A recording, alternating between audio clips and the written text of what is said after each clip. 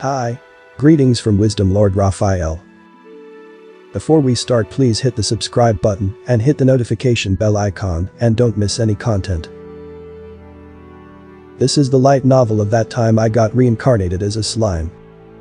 If you haven't watched previous video, I will leave the link on the description box, or you can click here. Let's start. This is Tensura Light Novel Volume 17. Tensura Light Novel. Volume 17. Fragments Across Space-Time. Chapter 1. The Ambition of Myourmiles, the Three Drunken Sages.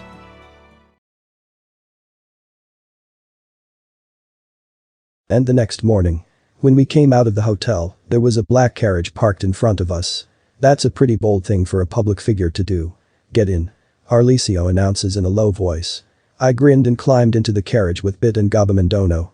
You've got some nerve. Arlicio comes aboard at the end of the ride and threatens us, but from what I can see, he's just a sore loser. So where are we going? A nice place. Well, enjoy your last ride. And then Arlicio keeps his mouth shut. He didn't seem to want to say anything else, so we got into the carriage without saying a word. The carriage arrived at our destination after about 20 minutes. Judging from the distance from the hotel, this must be an upscale residential area. In other words, it's the place that I had guessed. I was truly relieved. If I'd been taken to Don Gabbana's domain, I would have panicked a little. But now we have nothing to worry about. This is where the Apostles of Vert used to have a base in Ingratia. I helped to renovate this place, so I know it well. Stay down. The scariest people you could ever imagine are waiting for you down the road. I'm looking forward to it. I'm looking forward to seeing you crawling around, spewing shit and piss and begging for your life. I look at Arlicio with pity as he threatens me. This guy's a pitiful guy too. What is it, bastard? What's that look in your eyes? No, it's alright. It's not going to happen. This guy's going to die. What?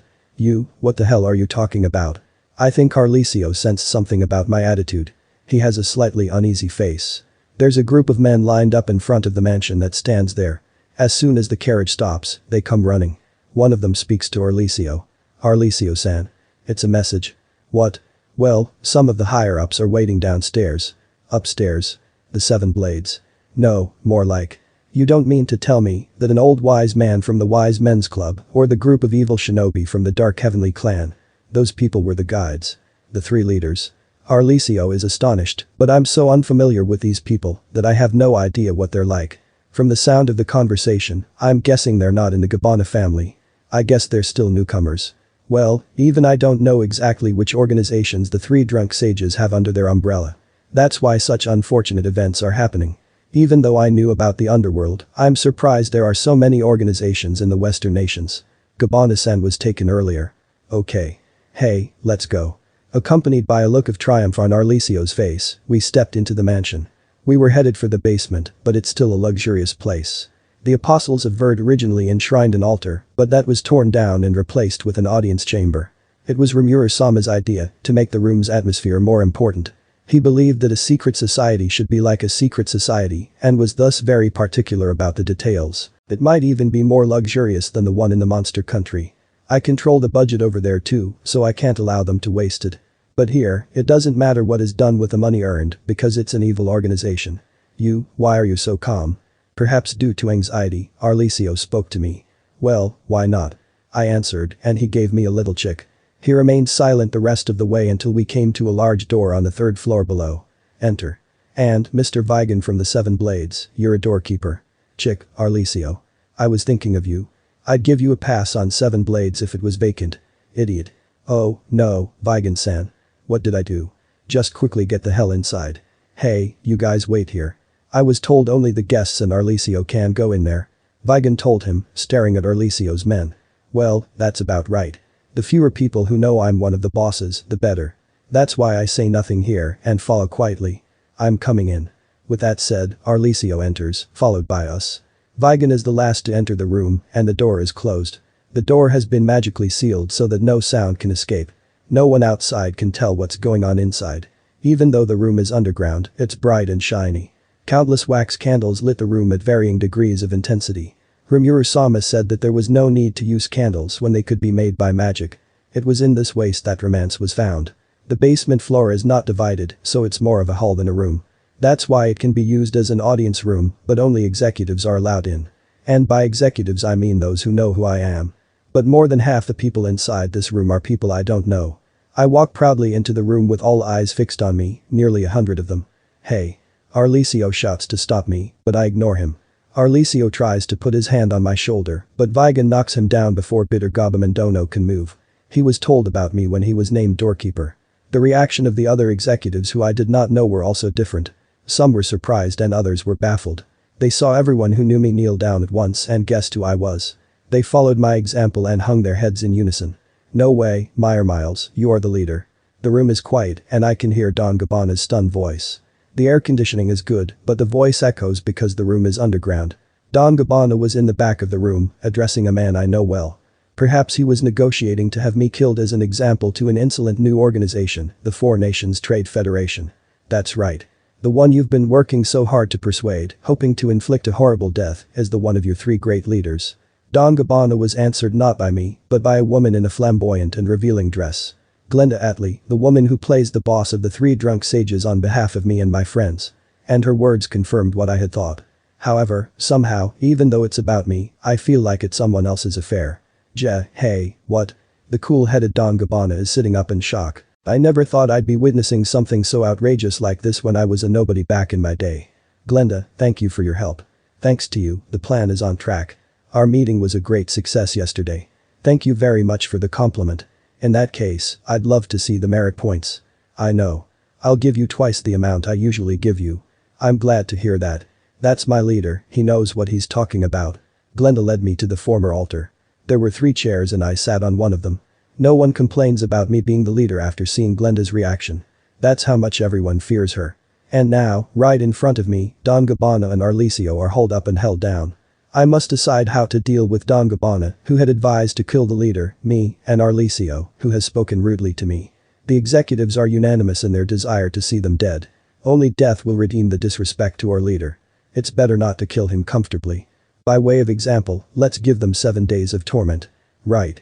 It would be fun to sacrifice them to the devil, and it would be fun to make a synthetic beast out of their corpses. The man himself was happy to talk about how to kill the chieftain. Now is the time. You should try everything he said in person. And so on and so forth, the brutal discussion continued. Don Gabbana has lost color and is breathing hard. A stain has formed on his trousers, but I'll pretend I didn't see it. Arlicio looks pale. He must have realized his fate and is calculating whether or not he should resist. But there are some powerful men in this room, from the underworld. I could have many of them killed in heartbeat if I were alone, but many of the other leaders are the best in the world. I couldn't defeat them all, even if I fought them. Glenda would stand a better chance. The heat in the room grows louder and louder as the executives grow more and more outspoken. Now I'm not sure what to do. I ponder while looking at the 2 who hang their heads in surrender. Honestly, these 2 are at fault, but they are not entirely guilty. Threatening an up-and-coming force is a perfectly natural thing for an underworlder to do. Disrespecting the boss of your organization is a problem, but that's because he didn't know my face. I was pissed off at the assault on Bid, but it didn't matter when I looked at the results. And since Rimuru-sama knew about this incident, someone was supposed to be protecting us from anything that might happen. There are several of Saoi Dono's men here as well. Therefore, I'm sure there is no danger in that regard. If that's the case, then disposing of Don Gabbana is a bit much. Be quiet. I silenced them all as I gathered my thoughts. I won't dispose of them. Gabbana didn't betray the organization. He just didn't know that I was the leader. If he betrays me in the future, that's another matter, but I'll let him off the hook. I was a little pissed off at times, but that's bearable. That's how I decided. However, some people weren't happy about it. How naive. That's no way to represent the organization. Many agreed with those who shouted, that some went so far as to say, "Chieftain, you are an amateur, aren't you? You know, for an underworlder like us, face is the most important thing, right? If you don't take a swing at them now, no one will follow you." Some of them even began to look down on me. I could have let them off the hook if they only wanted to complain about my decision. But this was no good. Whoever said that, step forward. As I said this, a scowling young man stepped forward. I'm Yang of the Black Claws. During our time together as mercenaries, we fought together, and I was a harsh man who was merciless towards the enemy. My personal strength is also quite impressive. I have a rank of A. And before I knew it, Gerard, who was standing next to me, told me. He was the leader of the Apostles of Vert. I nodded at him and looked at Yang. I hear you're called Yang. Yeah. You think I'm an amateur? Am I wrong? No one in our line of work gives mercy by doing something so half-assed. So, you can do it. Is it different? My god, Yang doesn't realize he's making me look bad, does he? No, he doesn't. He's just trying to build distrust of me here so that he can defeat me in the future. Those without power do not prosper in the dark. You must always assert your power or you will be ostracized. But I don't want the three drunk sages to be that kind of an organization. Well, apart from me, it's impossible to kick down Rimuru-sama, an older sister, out of office. So I must tell them here and now. Who's going to oppose me? Huh? I ask, who's going to oppose me? Yang, do you think you have a chance against me? No, no. When I asked, Yang glanced at Glenda. It looks like it was Glenda who crushed the Black Claws, not the Apostles of Verd. You say it's all about saving face. So, Yang, aren't you the one who should be held accountable for the way you treated me? Well, that is. Glenda, about those merit points you mentioned earlier, I knew it was a no-go. Oh no, that. Shut up. Shut up. Like Yang, I wonder if everyone also has no respect for their leader. You have no right to blame Gabbana. Don Gabbana and Arlicio look at me in surprise. The look on their faces made me think of one more thing. These two men were being used. Glenda, you have to teach them a lesson on purpose, don't you? And guys, didn't somebody smartly put you up to the challenge? Am I in the clear? It's natural. You're lucky it was me, but if it was them, we'd have a big problem. Don't miss that point. I've already consulted about this matter, and it was Master L who insisted that we go ahead with the matter without your knowledge. Is that so? Her antics never cease to amaze me. Well, surely, thanks to that, things seem to have worked out. But that's beside the point. Yang. If someone wants to thrash me for letting Gabbana off the hook, I would live to meet them. So would everyone else. I'm not saying not to go for the downfall, but be prepared. It may succeed because I'm weak, but if that happens, the three drunk sages will disappear. I clearly warn him. Yang is shivering when he hears it. I think he realizes that I'm not exaggerating or bluffing. So, are the two remaining leaders of the three drunk sages by any chance? You don't need to know. Really. If you know too much, they'll erase you, so I wonder why you would want to know. Gerard and Glenda answered, and the executives fell silent in a cold sweat. I look at them and give them one last reminder. Now, Gabbana and the others have no objection to my decision. Do you have a problem with it? Haha. They all prostrated themselves to show respect for my decision. Yang, rejoice. I let you off the hook for once. But there will not be a second time. Of course. Thank you. I will work as hard as I can to repay you for this favor. Well, that's good to know. With that, I am satisfied. And now that I have complete control of the three drunk sages, I've decided to take this opportunity to enact a fundamental discipline. 1. Never betray your fellow man. 2. Have the heart to forgive the failure of others. 3. Do not kick others down and make them unhappy. Those 3 things are the basics, aren't they? It is a matter of course not to betray your fellow man, and anyone who breaks this rule is punishable by death. It is difficult to forgive others' failures, but the three drunk sages will be the final resting place for those who fail. There will be a few excellent people, so I have told my subordinates to cover for their mistakes. This kind of thing can only get better if we raise awareness from above. Thus, I took this opportunity with all the executives in attendance to make sure it was done right. The last rule of not kicking someone down and making them unhappy is the most important one. The three drunk sages will bring together the armed forces of the underworld, and if you pay attention to this, the merchants out in the open will have no chance to compete. However, from now on, such evil deeds will be banned altogether. From now on, they must realize that their influence is different from what they have been doing up until now and aim to contribute to society in a fairer and more straightforward manner.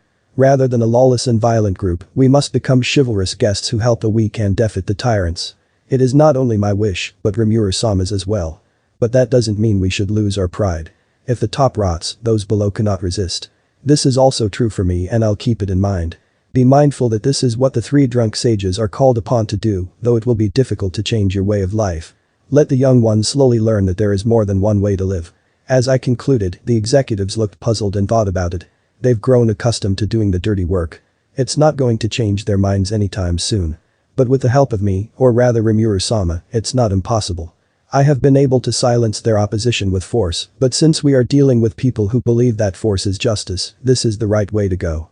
I hope that this will give an impetus to the people to change. The Gabbana family was disbanded and its members were transferred to other organizations. Gabbana is now under my direct control and will work under a new name at Bloomend headquarters. He's a man who is good with money and accounts. It's a waste to just leave him there. He was a pain in the ass, but I put him in charge of train operations. Well, it was Rimuru-sama that was the root of all evil. He just comes up with stuff and then makes me do all the work. But, well, that's okay. It's my job, and I don't deny that it's a very attractive plan. But I would also like to remind him that I have only one body. And unlike Rimuru-sama, I am a very ordinary person and need a good night's sleep. It's hard to refuse when he says, please, Myourmiles-kun. But the reason I forgo the project is for my health. But that excuse wouldn't work either, especially now that I've started earning this much money. It was at this time that I was lucky to have Gabbana working for me. Gabbana said, I'm thankful, but I've got a lot of work to do. I didn't expect it to be this hard. He complains every day, however I was also ridiculed by Rimuru-sama for that job, so if he has a grudge, he should take it to him. But I felt a little guilty about it, so I thought I'd give him better pay. Arlisio was left in Gabamendono's care.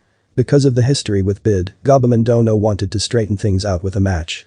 Arlisio didn't have the right to refuse, but the match was agreed on the condition that if he won, he would be picked as an executive. The result was, of course, a landslide victory for Gabamendono. Now you understand. There's always someone better than you. Even I'm at the bottom of the heap back home. Strength is not something that's openly displayed, but rather something locked inside. It must be exercised correctly to protect what is absolutely essential. That's what I was taught. It's not too late for you to take another good look at yourself. He volunteered to become Gabamendono's younger brother. Thus, Gabbana and his friends were dealt with amicably, but the official announcement was different. The 3 drunk sages must be used to mark the spectacular debut of the 4 Nations Trade Federation. At the same time, we must find a way to prevent the 3 drunk sages from being taken for a fool. That's why we crushed the mansion we had purchased for the Ingratia branch of the 4 Nations Trade Federation to smithereens. I had the workers evacuated so they would be safe, but this is sure to have a huge impact on the public. The reporters under Diablo Dono wrote a really good article about it. And so, I was featured in the article as well as the horror of the 3 drunk sages, but I was not deterred by it. I'm the finance minister of the monster country, and that explains why I do not succumb to unwarranted violence. The breakup of the Gabbana family was also a big story, and I was able to show that the 4 Nations Trade Federation is a much bigger organization than people thought. In addition, rumors were spread that the 3 drunk sages and the 4 Nations Trade Federation were splitting up. This was accepted by the public, and the dispute was settled safely. The 4 Nations Trade Federation is now up and running without a hitch, and when I saw the profits from each branch, I was at a loss for words. If I were to speak frankly, I could make dozens of gold coins in an hour, and more than my annual income in a day. The annual income in this case is equivalent to my salary as a minister in the monster country, so, in the eyes of the average person, I'm a man who makes more money per hour than they do in a whole year. By the way, Benemeri Dono and Saue Dono are also paid by 3 drunk sages. It's about 50 gold coins a month. I'm sure Saue Dono subordinates in the 3 drunk sages should be paid a great deal more than that, including necessary expenses. Well, it's hard to show the men under my command that the executives are poor. Glenda and Gerard, playing the boss, were getting paid handsomely. We also get a fine, but Rimuru-sama, older sister, and I each get 2% of all the profits. The money is paid yearly, and I've heard that we've accumulated an astonishing amount so far. I consider myself a fortunate man, but this is too unrealistic to the point of being scary. However, this isn't the end of my ambitions. This is not the time to dream big and be content with small successes. My name is Myourmiles. A man whose fate was changed when he met Rimuru-sama. I will do my best to see how far I can go in this life so that I will not regret it. My challenge will not end until I am at the brink of my final death. That's all for today, hope you guys enjoy it. Please check my other videos. Don't forget to like, share, subscribe and hit the notification icon. And don't miss any updates. Thank you for watching.